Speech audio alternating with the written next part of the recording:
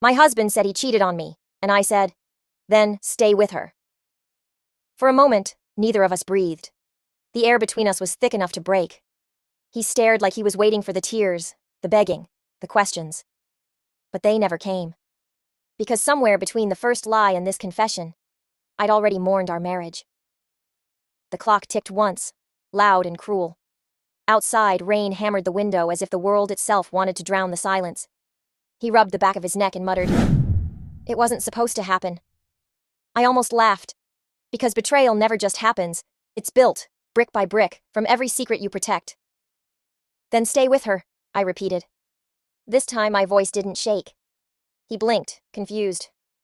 You don't mean that. I looked straight at him. Oh, I do. You've already chosen her. You might as well finish what you started.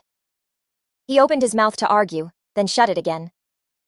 For the first time, I saw guilt trying to hide behind arrogance, and I realized something no one tells you about heartbreak. It doesn't explode. It empties you quietly, until there's nothing left to beg with. Before him, my world had color. Daniel was the kind of man who could turn a crowded room into a secret between two people. The first night we met, he spilled coffee on my dress and spent 20 minutes apologizing while I laughed. That laugh became our language. Back then, I thought love meant finding someone who noticed everything about you. 6 years later, he still noticed, but only to control. Where I went, what I wore, who texted. It happened slowly, disguised as care. Text me when you get home. That dress is a little much, don't you think? Little sentences that sounded protective until they started sounding like permission. But I kept believing the story we'd written together, even when the ink started to fade. The first crack appeared in the quiet.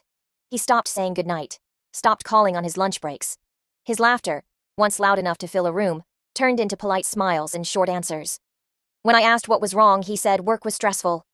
When I reached for him in bed, he rolled away, mumbling about exhaustion. And when he finally kissed me, it felt like muscle memory. Something done out of habit, not love.